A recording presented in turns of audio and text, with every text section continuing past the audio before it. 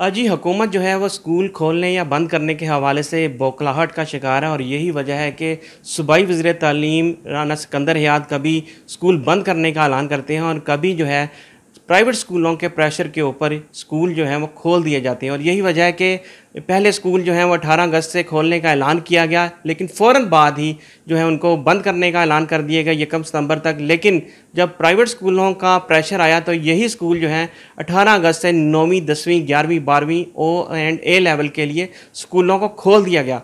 क्यों कंसिस्टेंसी नहीं आ रही इनके फ़ैसलों के ऊपर, क्या वजूहात हैं? इसी वाले से हम बात करेंगे। माहिर तालीम राना लियाकत अली हमारे साथ मौजूद हैं, जो कि पंजाब टीचर यूनियन के जनरल सेक्रेटरी भी मौजूद हैं। अस्सलाम वालेकुम। अस्सलाम जी। क्या सूरत हाल है, कैसे देख रहे हैं ये तमाम तर सूरत हाल को? बिस्मिल्लाहिर्रहमानिर्रहीम। मैं देख रहा हूँ कि जो प्राइवेट सेक्टर है वो इस वक्त पूरे मुल्क में उसकी तादाद इस कदर ज़्यादा है कि वो उस तादाद के बलबूते पर, और ये बल्कि मैं समझता हूँ कि एक इंडस्ट्री की शक्ल अख्तियार कर गया है। और अब बहुत सारे आपके इस मुल्क में जो सरमायादार हैं वो इंडस्ट्री की बजाय वो तालीमी इदारे खोलने और हॉस्पिटल खोलने की तरफ जा रहे हैं, क्योंकि इसमें अर्निंग बहुत ज़्यादा है। इसमें जो है टैक्स का जो निज़ाम है वो इतना पावरफुल नहीं है कि जो इनको काबू कर सके। तो लिहाजा ये जो लोग हैं सियासतदान, सरमायादार और रिटायर्ड ब्यूरोक्रेट्स, जिसमें बहुत सारे हमारी आर्मी के लोग भी हैं जिन्होंने मुख्तलिफ नामों से अदारे बना रखे हैं, तो वो जब इकट्ठे होते हैं तो गवर्नमेंट को अल्टीमेटली उनके सामने घुटने टेकने पड़ जाते हैं। अब देखें, जब मौसम गर्मा की तातीलात का आगाज़ होता है तो हमारे स्कूलों में पहले जो है समर कैंप वगैरह नहीं लगते थे, लेकिन जब से प्राइवेट सेक्टर पावरफुल हुआ है, ये ज़बरदस्ती 1 माह के लिए समर कैंप की इजाज़त लेते हैं और फिर उसके साथ वो 1.5 माह तक चलाते हैं। फिर जब 15-20 दिन का गैप आता है तो गवर्नमेंट अगर मौसमी हालात के पेश नज़र या इनको मुख्तलिफ एजेंसीज़ की तरफ से जब ये इतलात मसूल होती हैं कि आप अगर इदारे खोलेंगे तो सैलाब की सूरत हाल पैदा हो जाएगी या बारिशें ज़्यादा होंगी, तो इसलिए आप स्कूलों को मज़ीद जो इनकी छुट्टियाँ हैं वो एक्सटेंड कर दें। तो वज़ीर तालीम साहब को जो रिपोर्ट दी जाती है, मैं समझता हूँ कि वो भी चूँकि इसी मुआशरे का हिस्सा है, उनको भी चाहिए कि कोई अगर फैसला अनाउंस करने लगे हैं तो फिर उसके ऊपर वो डट के खड़े हो जाएं। ये नहीं कि 2 दिन वो पहले ऐलान करते हैं कि जी हम स्कूल जो है ना 1 सितंबर को खोलेंगे, और फिर जब प्रेशर आता है और उनके ऊपर या ब्यूरोक्रेसी की तरफ से जब उनको कहा जाता है तो वो फिर ऐलान कर देते हैं कि नहीं जी हम स्कूल 18 अगस्त को खोल लेंगे। भाई इस तरह तो निज़ाम नहीं चलेगा कि अब जिन वालदैन ने अपने छुट्टियों का शेड्यूल जब एक्सटेंड हुआ है तो उन्होंने अपने घरों से वापस आना था तो वो नहीं आए।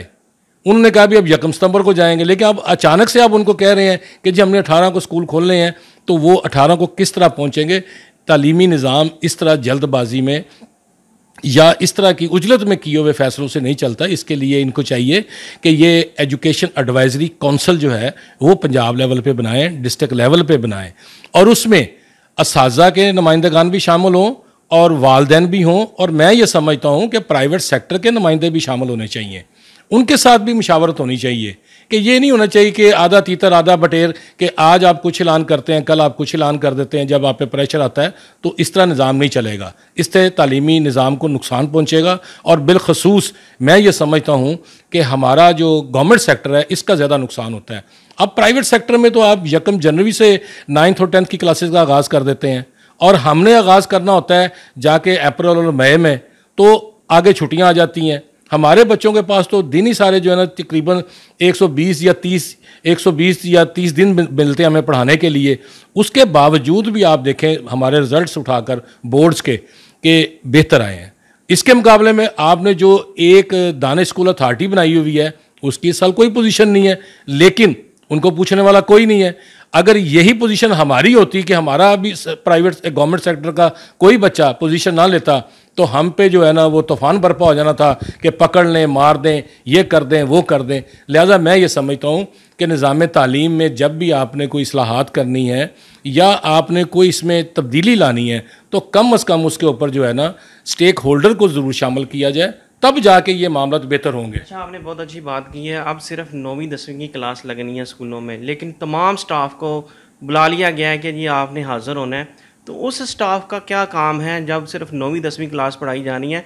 यही वजह जो कि आपने बात की कि ये कारोबार बना लिया गया, बिज़नेस बना लिया गया है।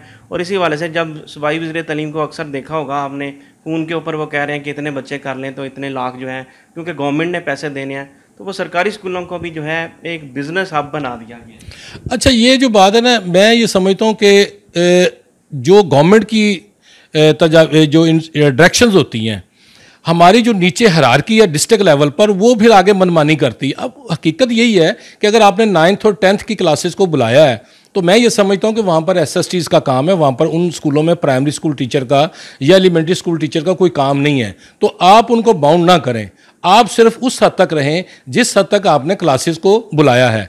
लेकिन प्राइवेट सेक्टर में आप जाएंगे तो मेरे पास आज की इतलात है कि आज उन्होंने पहली से लेकर 10वीं तक क्लासेस को शुरू कर दिया पढ़ाना।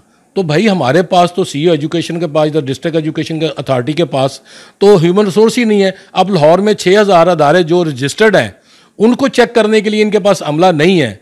तो ये जो अनरजिस्टर्ड अदारे हैं 5 से 7 हज़ार, ये उनको चेक नहीं कर सकते। दूसरी बात है कि जो मदारस हैं वो तो छुट्टियों में भी खुले रहते हैं, उनको तो कोई चेक एंड बैलेंस करने वाला नहीं है।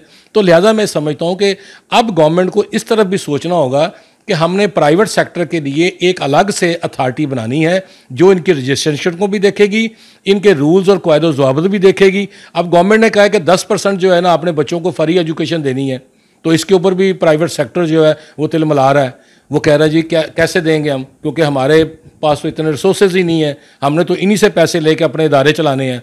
तो उसके लिए भी उन्होंने कोई ना कोई हल निकाल लिया होगा कि जो उनके एम्प्लॉयज़ हैं जो पहले ही उनके पास फ्री पड़ रहे थे, अब उनको इस खाते में डाल देंगे। बेसिकली पाकिस्तान में या पंजाब में निज़ाम तालीम बेहतर करने के लिए नारे तो लगाए जाते हैं, लेकिन अमली इक़दामात की जब बारी आती है तो उस वक़्त फिर ये कमज़ोर पड़ जाते हैं उन लोगों के सामने जो ताकतवर है। जब स्कूल खोलने होते हैं, बंद करने होते हैं, प्राइवेट स्कूलों को तो भाग के बुला लिया जाता है, सरकारी स्कूलों के असातिज़ा क्या इतने काबिल नहीं है कि सूबाई वज़ीर तालीम उनको भी बुला के मशावरत, जब प्राइवेट स्कूलों से जो इन्होंने ऑनलाइन मीटिंग की थी, तो आप लोगों का भी एक नुमाइंदा शामिल कर लिया जाता तो बेहतर नहीं था? अच्छा, मैं ये समझता हूँ कि वज़ीर तालीम साहब तो अक्सर जो है ना वो हमारे साथ, अभी पीछे रैशनलाइजेशन हुई है, इसके ऊपर भी उन्होंने हमें एतमाद में लिया है। और जहाँ पर ये हकीकत थी कि कई स्कूलों में असातिज़ा की तादाद बहुत ज़्यादा थी और कहीं पर बहुत कम थी, लेकिन उसके ऊपर जब हमारे से मशावरत की गई तो हमें काफ़ी रिलैक्स भी किया गया है, जिसकी वजह से हम समझते हैं कि जहाँ 47,000 असातिज़ा की रैशनलाइजेशन होनी थी वहाँ पर तकरीबन 16 से 20,000 के करीब हुई है। लेकिन दूसरी तरफ एक और बात बड़ी खौफनाक है कि जब आप स्कूलों में असातिज़ा ही मुहैया नहीं करेंगे तो लोग किस तरह अपने बच्चों को वहाँ पर दाखिल कराएंगे। आप खुद कहते हैं, वज़ीर तालीम साहब खुद कहते हैं कि जी हमने 10,000 स्कूल आउटसोर्स किए हैं, वहाँ पर जो असातिज़ा की तादाद पहले थी वो 20,000 थी, अब वहाँ पर तादाद बढ़ के 40 से 45 हो गई है और तलबा की तादाद भी बढ़ गई है। तो इसका मतलब ये हुआ कि अगर आप सरकारी स्कूलों में भी जिनको आउटसोर्स किया गया है वहाँ पर असातिज़ा की तादाद 5 या 6 कर देते, तो जो वालिदैन बच्चों को दाखिल करवाने के लिए उन अदारों में आते थे और जब उनको पता चलता था कि वहाँ पर 2 टीचर पढ़ा रहे हैं तो हमारे बच्चे को कौन पढ़ाएगा, तो वो बच्चा दाखिल नहीं करवाते थे। लिहाजा मैं समझता हूँ कि तालीमी इदारों को आउटसोर्स करना कोई हल नहीं है। इसके लिए गवर्नमेंट को अपनी पॉलिसियों को तब्दील करना पड़ेगा, अपने पास असातिज़ा का एक पूल रखना पड़ेगा कि कहीं अगर साहब को रिटायर हो जाता है या प्रमोट हो जाता है तो उसकी जगह पर फौरी तौर पर वहाँ पर टीचर चला जाए।